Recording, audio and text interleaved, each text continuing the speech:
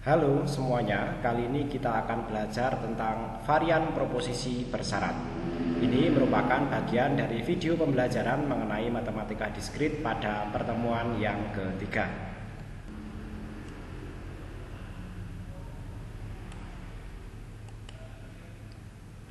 Tujuan pembelajaran.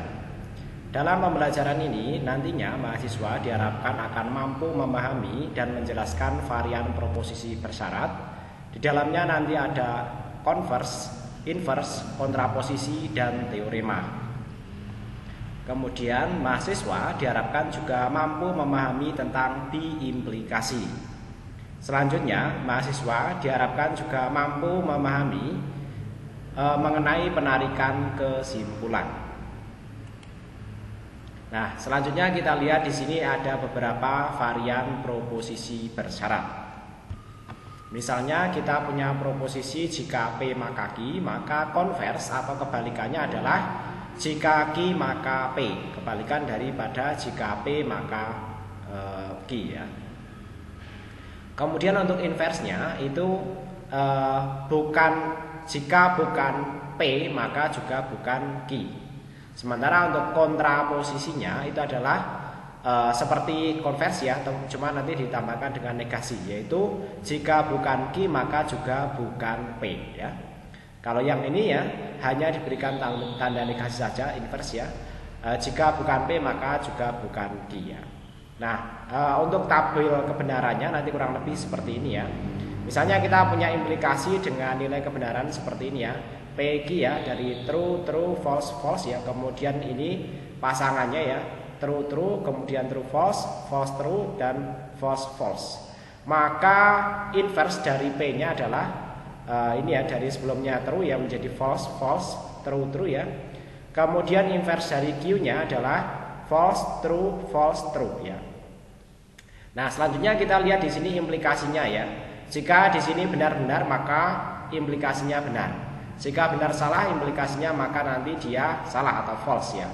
Kemudian jika salah benar ya PQ ya, maka di sini implikasinya adalah true ya. Selanjutnya jika false false maka dia implikasinya di sini adalah true. Nah, selanjutnya kita lihat di sini konversnya ya, dari Q maka P ya. Maka kebalikannya ya, Q maka P ya, dari bentuk seperti ini ya. Maka nanti sebelumnya kalau tadi P maka Q yang false itu nanti pada versi yang kedua ya, true maka false ya. Maka pada varian proposisi bersyarat konversnya itu yang false nanti berada di sini ya. True false ya. Nanti kan dibalik seperti itu ya, dibaca dari sini kemudian ke sini ya. Kemudian selanjutnya inversenya ya. Inversenya ya, bukan P maka bukan Q. Jika bukan P maka bukan Q ya. Jadi nanti kita bacanya dari sini ya. Bukan P maka bukan Q ya. Sehingga nanti false false di sini mendapatkan nilai true ya. Kemudian di sini false true dia mendapatkan nilai true. Nah, di sini true false maka dia mendapatkan nilai false. Yang lainnya mendapatkan nilai true. Selanjutnya kita lihat di sini tabel kebenaran pada kontraposisi. Nah, kontraposisi ini kebalikan dari konvers ya. Atau tepatnya di sini adalah inverse dari konvers ya. Jadi kontraposisi ya. Kalau kita perhatikan ya, yang inverse kan tetap P, jika P maka Q ditambahkan dengan inversenya. Kemudian kalau kontraposisi jika Q maka P disertai dengan inversenya ya. Maka nanti kita melihat tabel kebenaran di sini ya. False false di sini mendapatkan nilai true. Kemudian true false di sini dia mendapatkan nilai false. Kemudian di sini ya false true, true, true, true nanti dia mendapatkan nilai true. Mudah-mudahan tabel kebenaran ini mudah dipahami oleh teman-teman sekalian ya. Kita lanjutkan ya. Jadi nanti kalau digambarkan dalam bentuk metrik kurang lebih seperti ini ya. Jadi nanti kalau kita punya implikasi dari P maka Q ya, kemudian bentuk inversenya ya, maka dia bukan P maka bukan Q. Kemudian konversnya ya, konvers dari bukan P bukan Q maka dia bukan Q maka bukan P ya. Kemudian inverse dari ini ya, jika Q maka P. Nah, kemudian nanti di sini konvers ya. Sementara kalau dari sini ke sini hubungannya adalah kontraposisi ya. Nah, kontraposisi nanti persilangan seperti ini ya. Dari P jika P maka Q menjadi jika bukan Q maka bukan P ya. Ini kontraposisinya. Nah, dan nanti di sini juga bentuk dari kontraposisi dari jika bukan P maka bukan Q. Bentuk kontraposisinya adalah jika Q maka P. Nah, dan nanti hubungan-hubungan yang lainnya teman-teman silahkan diperhatikan ya. Kemudian kita lihat contoh dalam kasus nyata ya. Yang pertama contoh 21. Tentukan konvers, invers dan kontraposisi dari ya. Jika Amir mempunyai mobil maka ia orang kaya. Maka konversnya ya. Jika Amir orang kaya maka ia mempunyai mobil ya, kebalikan ya. Jika dia orang kaya maka dia mempunyai mobil, kebalikan posisi ya konversnya. Kemudian inversnya ya. Dari jika Amir mempunyai mobil menjadi jika Amir tidak mempunyai mobil, kemudian maka ia orang kaya menjadi maka ia bukan orang kaya. Kemudian untuk kontraposisinya ya, jadi nanti gabungan antara inverse dan konvers ya. Jika Amir bukan orang kaya ya, jadi nanti ini dibalik di sini sekaligus ditambahkan tidak ya, bukan orang kaya ya, maka ia tidak mempunyai mobil ya. Jadi nanti contohnya kurang lebih seperti tadi. Nah, selanjutnya kita lihat di sini beberapa contoh penentuan kontraposisi dari pernyataan berikut. Nah, ini tantangan aja buat teman-teman sekalian ya. Silakan tentukan kontraposisi dari pernyataan ini ya. Jika ia bersalah maka ia dimasukkan ke dalam penjara. Kurang lebih yang nomor 1 ini saya jawab ya. Nah, kemudian yang lainnya coba teman-teman dijawab ya, untuk mengelaborasi pemahaman teman-teman sekalian. Nah, ini yang pertama jawabannya kurang lebih ya. Jika Amir tidak dimasukkan ke dalam penjara, maka dia tidak bersalah. Jawaban kontraposisi dari soal nomor 1. Kemudian yang nomor 2 sampai 6 silahkan coba dijawab ya.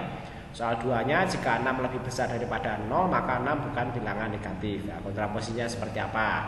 Kemudian jika Iwan lulus ujian ya, Iwan lulus ujian hanya jika ia belajar. Kemudian nomor 4, hanya jika ia tidak terlambat maka ia akan mendapatkan pekerjaan. Kemudian nomor 5, perlu ada angin agar layang-layang bisa terbang. Kemudian nomor 6, cukup hari hujan agar hari ini dingin. Nah, silakan coba cari kontraposisinya seperti apa dan bisa menjadi bahan diskusi teman-teman sekalian. Selanjutnya kita lihat di sini bikondisional atau biimplikasi. Nah, bentuk dari proposisi P jika dan hanya jika Q ya, nanti notasinya seperti ini. Kalau sebelumnya implikasi hanya menggunakan satu arah panah saja. Sedangkan bikondisional atau biimplikasi ya, yaitu dua kondisi seperti ini ya. Dan arah panahnya bolak-balik ya. Tabel kebenarannya nanti kurang lebih seperti ini ya. Dari P dan Q dengan kondisi kebenaran seperti ini ya, maka didapatkan tabel biimplikasinya seperti ini ya. True dia mendapatkan nilai true, atau false dia mendapatkan nilai true juga. Selainnya dia akan mendapatkan nilai false.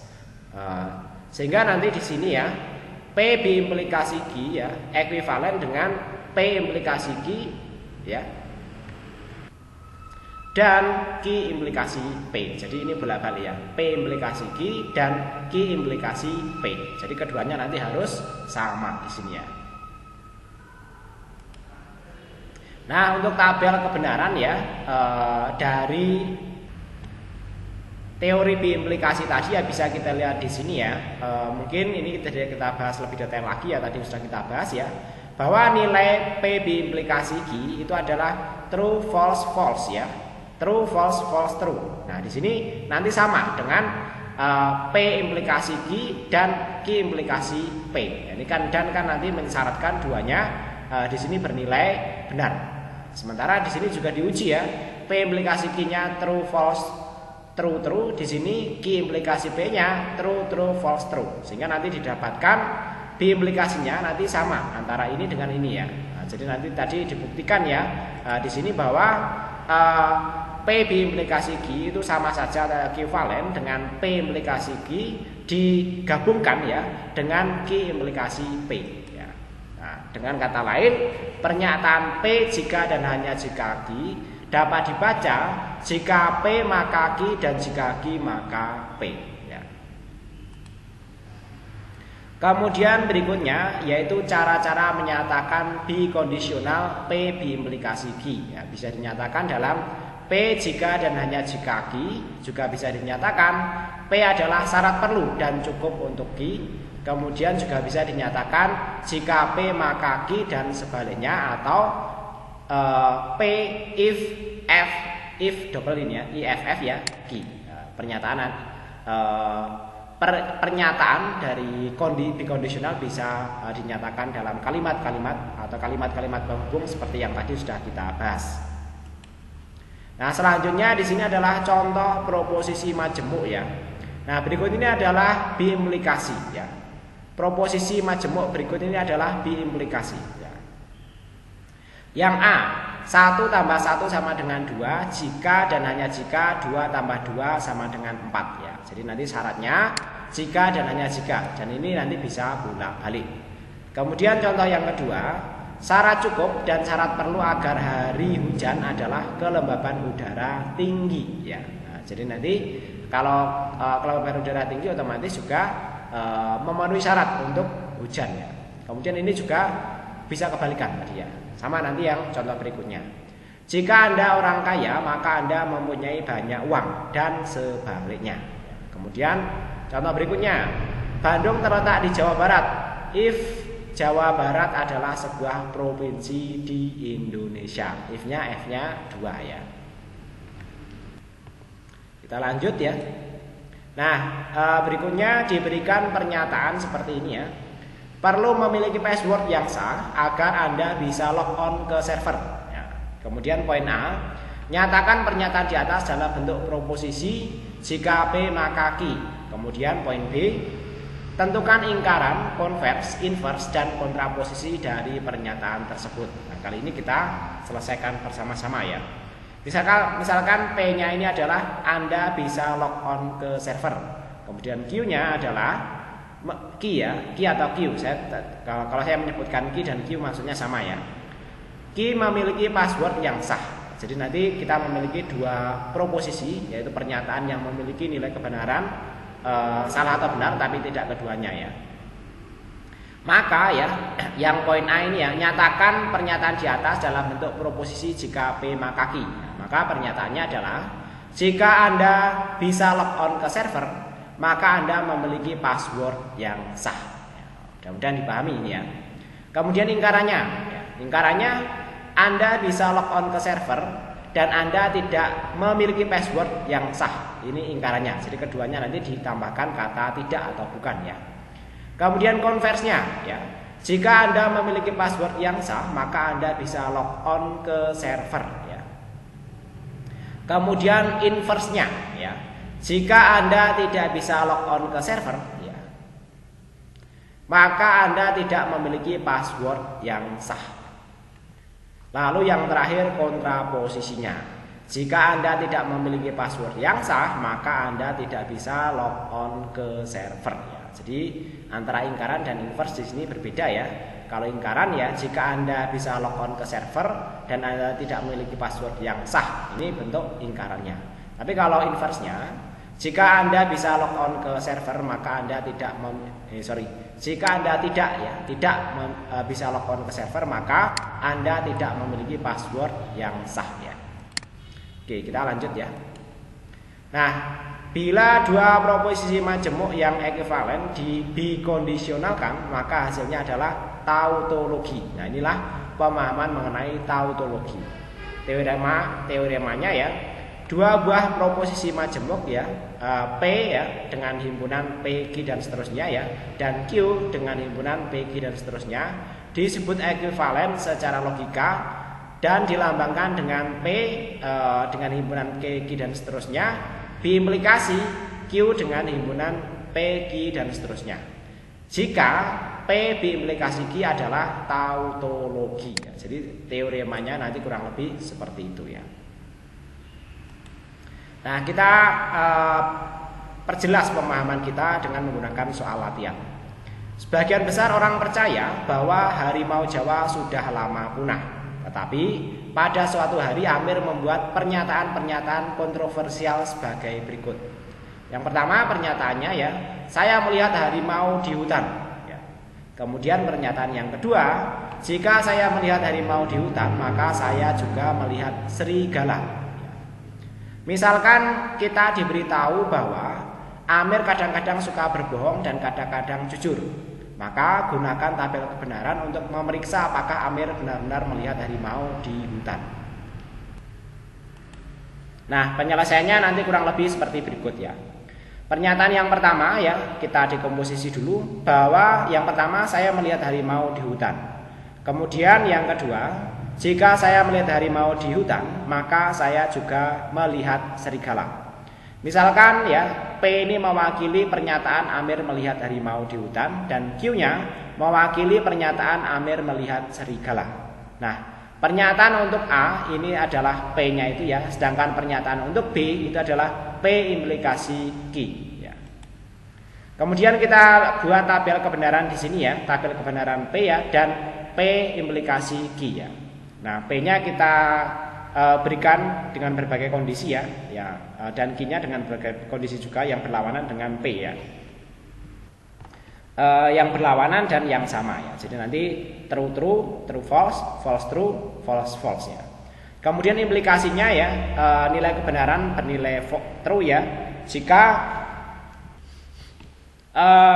P dan Q-nya tidak secara berurutan bernilai true dan false ya.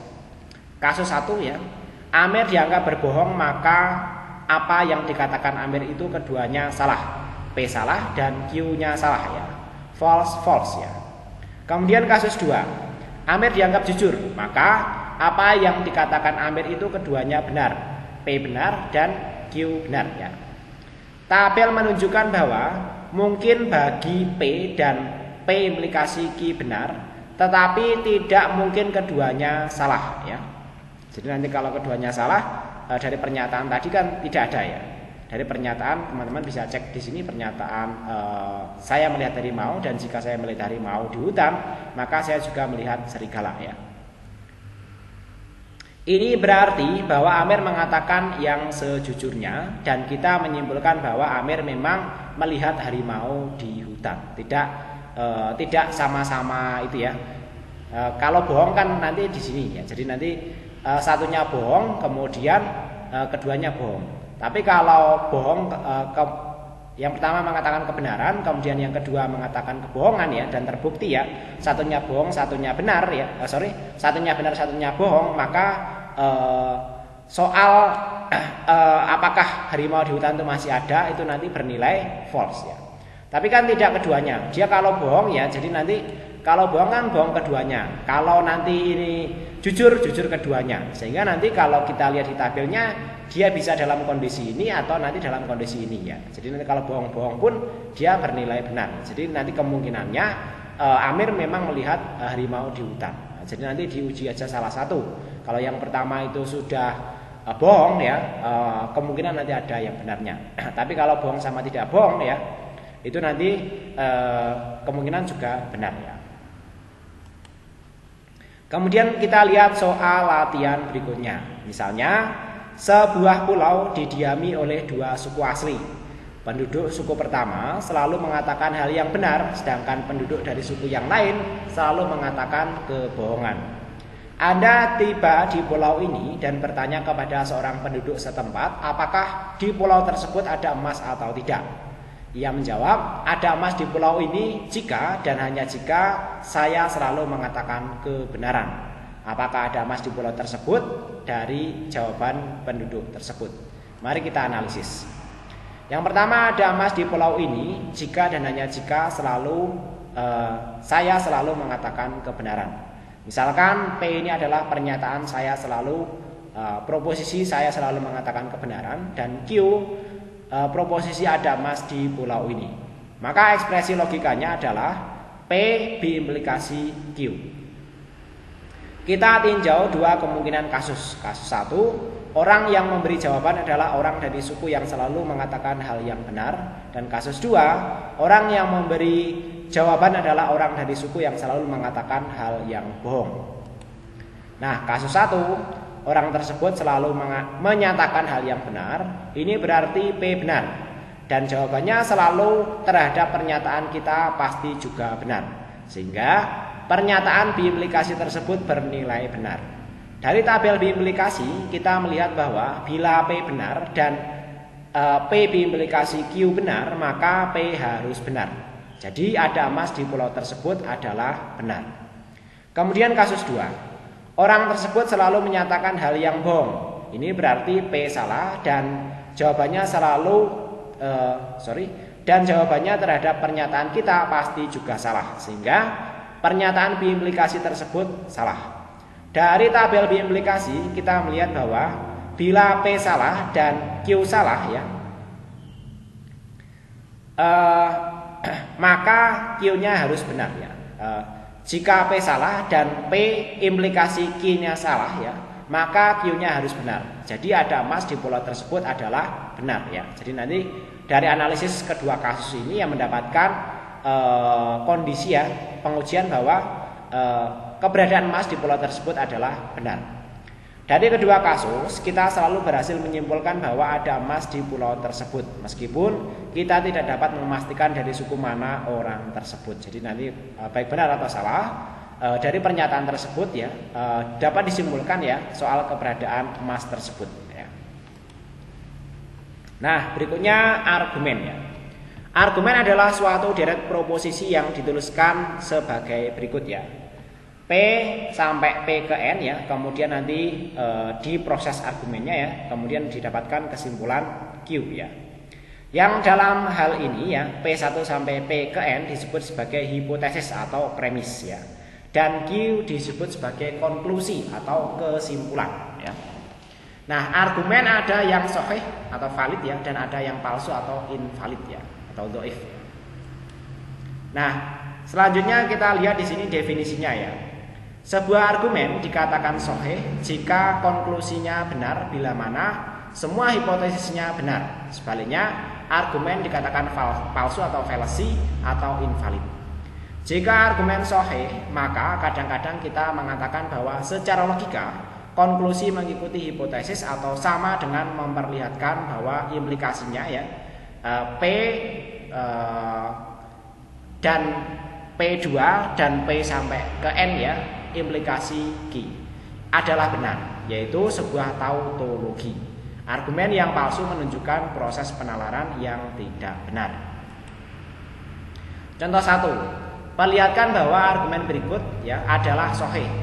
Jika air laut surut setelah gempa di laut, maka tsunami akan datang. Kemudian kalimat kedua, air laut surut setelah gempa di laut, karena itu tsunami akan datang. Nah, penyelesaiannya ya, kita misalkan di sini ya, P ini adalah air laut surut setelah gempa di laut dan Q-nya adalah tsunami datang. Maka argumennya ya, yang pertama adalah implikasi jika P maka Q, air laut surut setelah gempa di laut ya.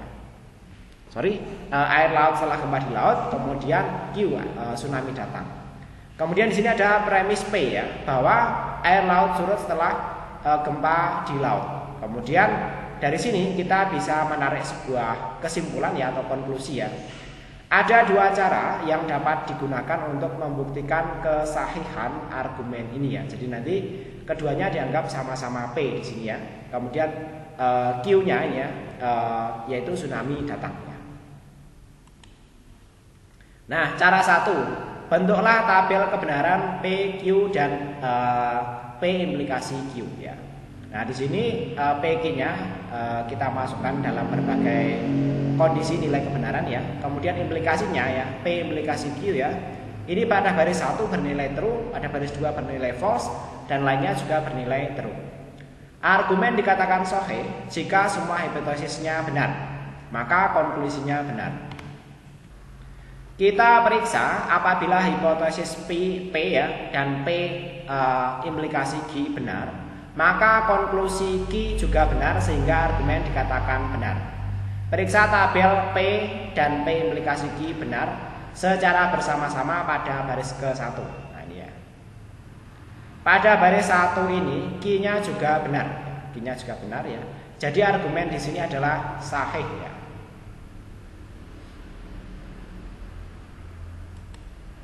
Nah, cara yang kedua, perlihatkan dengan tabel kebenaran.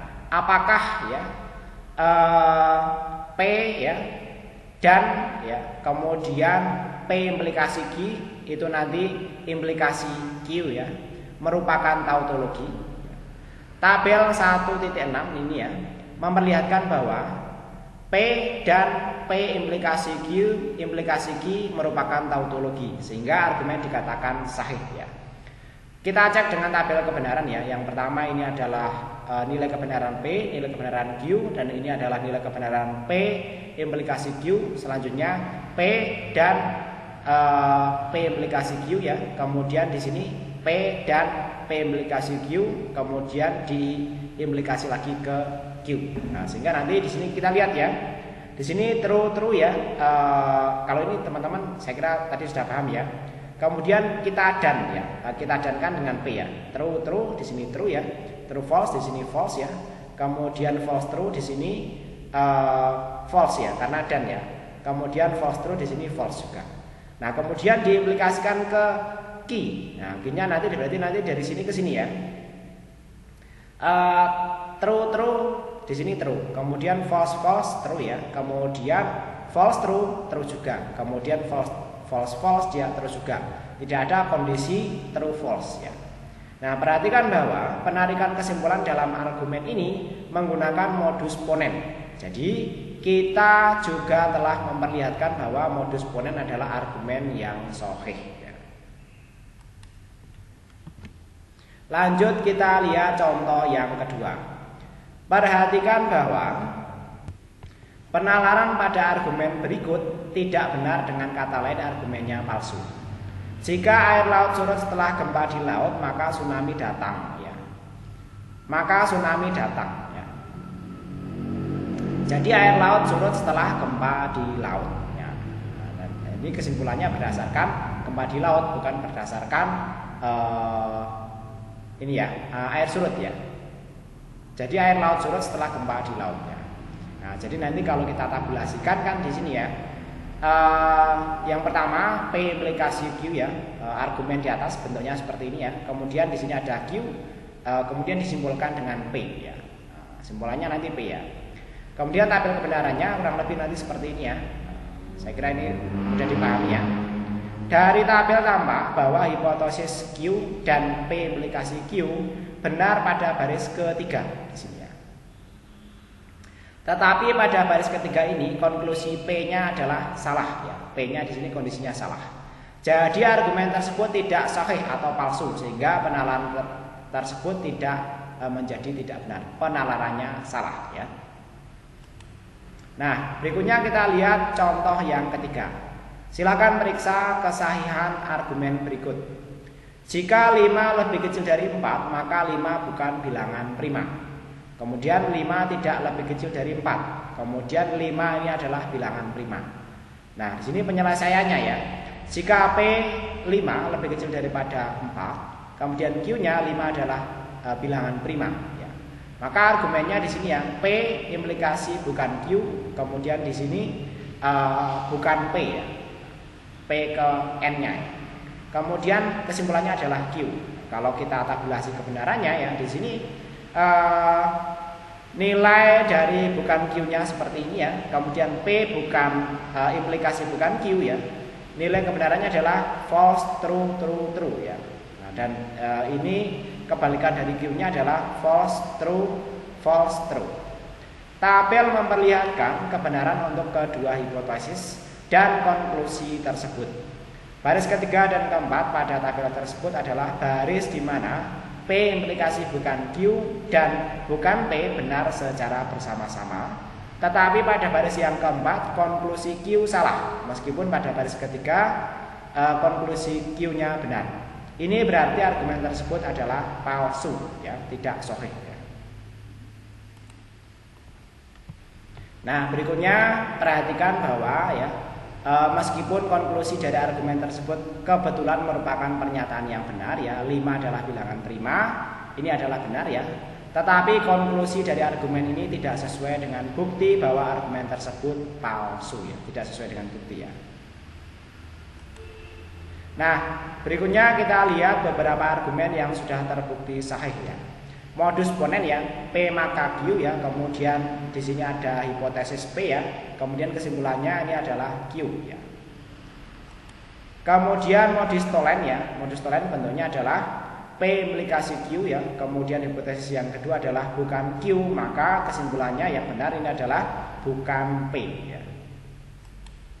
Nah kemudian nanti berikutnya ada silogisme disjungtif ya, P atau Q ya, kemudian hipotesis yang kedua adalah bukan P, kemudian disimpulkan bukan Q ya.